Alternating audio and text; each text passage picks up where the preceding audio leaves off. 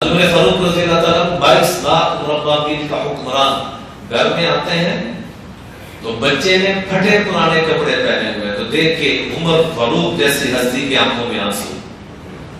وہ 22 مرلے کے مالک نہیں تھے, 22 کنال کے نہیں تھے, 22 لاکھ مربع میل کا حکمران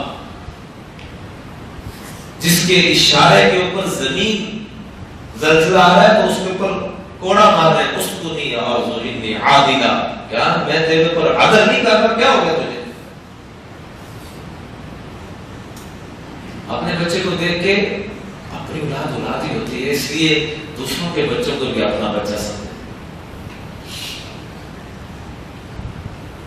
بچے کو دیکھ کے آنکھوں میں آنسو آ گئے, روتے کہنے لگے بیٹا تو اپنے دوستوں میں جائے گا, بچے تیرا مذاق اڑائیں گے اس لیے رو رہا ہوں. آگے عمر فاروق کا بیٹا تھا, کیا جواب دیا؟ کہا ابا جان روئے تو وہ جس کے ماں باپ ناراض ہو, میرے ماں باپ راضی, میرا اللہ راضی, میں کیوں رو؟ ہم نے بچوں کی تربیت کی ہے brand brand brand brand brand brand کر کے کوئی برانڈ ہی کر دیا لوگوں نے.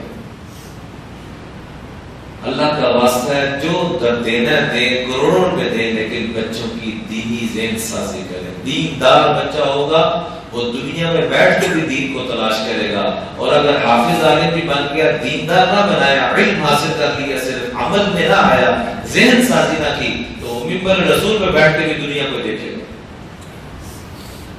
اس لیے اپنے بچوں کو نیک بنائیں. سب سے بڑی دعا جو قرآن نے سکھلائی ہے اولاد کے لیے, رب ہب لی من الصالحین, اللہ اولاد دینا تو نیک دینا, ورنہ نہ دینا.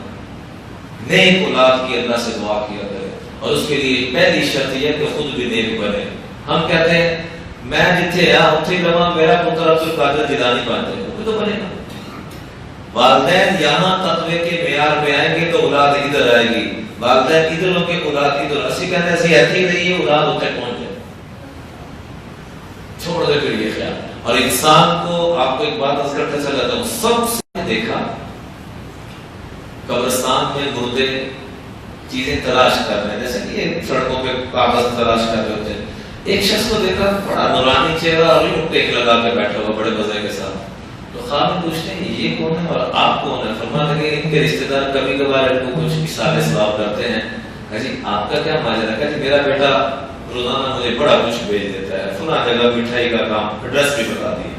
گئے تو کیا دیکھا, وہ بات نہیں کر رہا, لکھ کے لگایا ہوا 100 روپے کلو برفی اور بیچتا جا رہا ہے اور کچھ پڑھ رہا ہے. فارغ ہوا, کچھ پوچھا بیٹا کیا پڑھ رہے ہو؟ میں بڑی دیر سے نوٹ کر رہا تھا. آنکھوں میں آنسو آ گئے, کیونکہ اور تو کسی نے سوال کیا نہیں تھا. کہنے لگا میرے اوپر میرے والدین کے بڑے احسانات ہیں, بڑے احسانات ہیں, میں کچھ بھی ان کا ادا نہ کر سکا. انہوں نے مجھے حافظ قرآن بنایا تھا, میں کوشش کرتا ہوں کہ صبح سے شام تک ایک قرآن روزانہ مکمل کر کے ان کو بھیج دیا. تھوڑی دیر بعد دیکھا باقی لوگ بھی چن رہے ہیں, وہ بھی چن رہے ہیں. کہتے کیا ہوا؟ جی سپلائی آنا بند ہوگی. کیسے بچہ سستی کا تھا, پھر گئے دیکھا تو دکان بند پڑی تھی, پتہ لگا دنیا سے جا چکا ہے. اس لیے اپنی نسلوں کو بھی نیک بنائیں, دوسروں کے بچوں کو بھی نیک بنائیں.